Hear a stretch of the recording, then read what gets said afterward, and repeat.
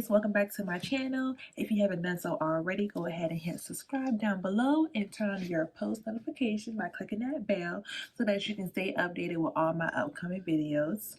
So today's topic is contractions. Yes, labor contractions. You heard right. We're going to get into the nitty-gritty on how I avoided the epidural. So let's just start off by saying I am still in the postpartum era. Let's go ahead and carry on. Well, as I was recording, my little beanhead baby done popped up.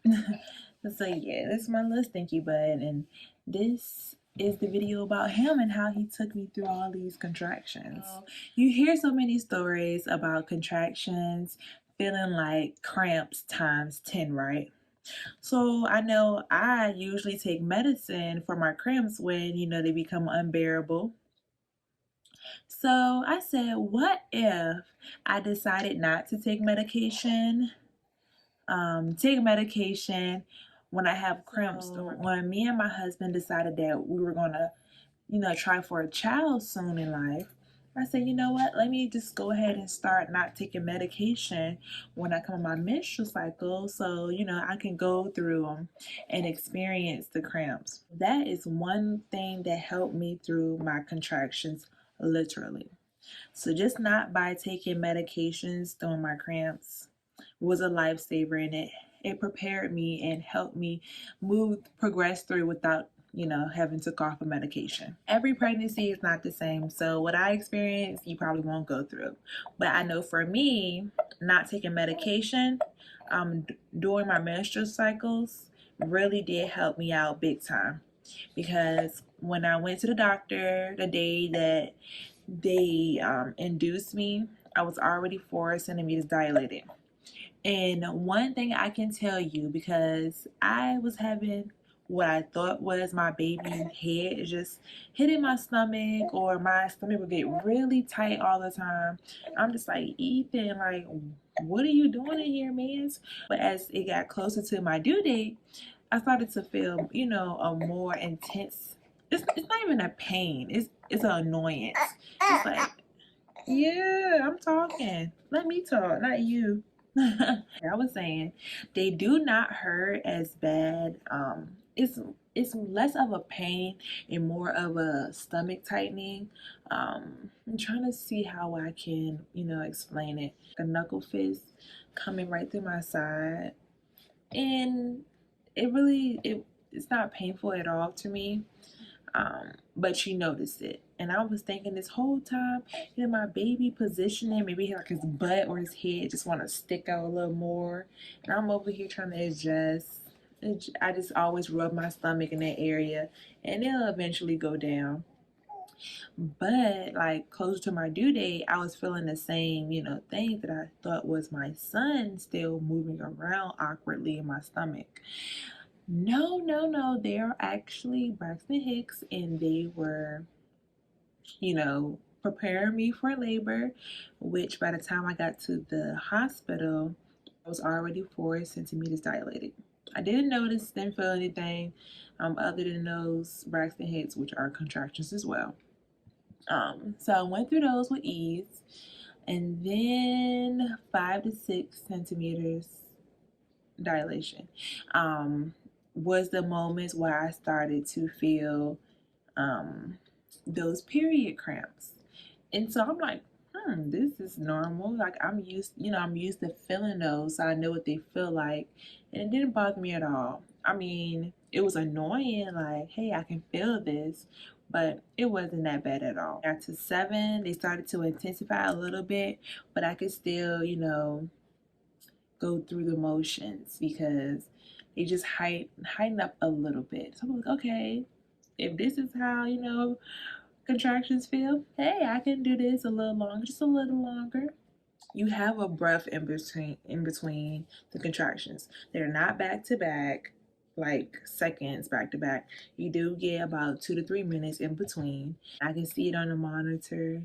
You can see your contractions, which is really good because it allowed me to know when that contraction was at its peak and when it was decelerating. Once I hit 8, you guys, it was like, ooh, the intensity got a little up there where if my contractions was like every 1 to 2 minutes. They were really close together. I was asking for the epidural, and she was just like, it's a little too late. You might as well keep going now. At that point, my mom just focusing.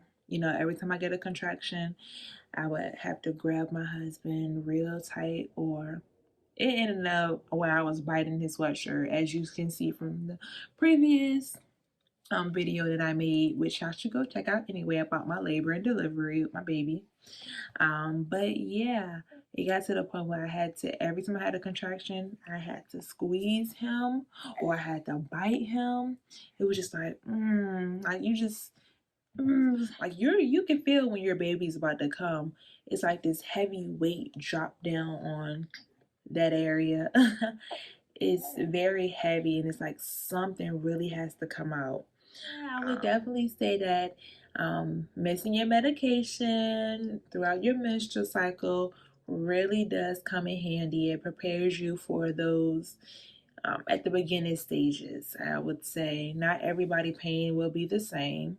Of course, one to four, I didn't even know I was, contracting or anything. 5 to 6 was definitely a menstrual moment, and then 7 was okay, but 8, 9, and 10, I might as well just thug it out from there. So you can definitely not get the epidural if you put your mind to it. You gotta stay focused, especially once the pain really gets there. It's go time. I had this little man's right here. This is my man's. He was so worth it, so worth it. But I think next time, when the sonographer tells me that you gain up a half a pound each week from like 35 weeks or something, I'm going to believe her, because I think 4 weeks before I was due, he was already measuring at 7 pounds. So I'm going to believe that next time, and I might as well get the epidural since I already experienced natural. But if I go in and I'm already like, 4 or 5, I might as well just say, hey, let's just thug this out if you're not already in pain.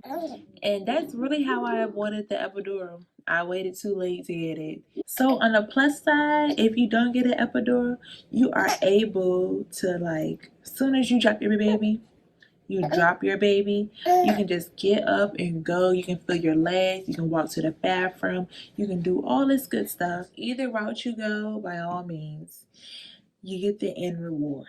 Okay? The end reward. Either way, you're going to be grateful.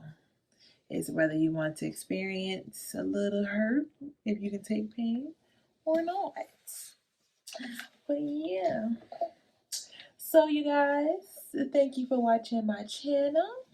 I will update you guys very soon. I am very busy with school, of course, my love, and just maintaining my life, but still looking a little raggedy. But I will be uploading very soon. Hey Ace. Hey Ace. Say bye Ace.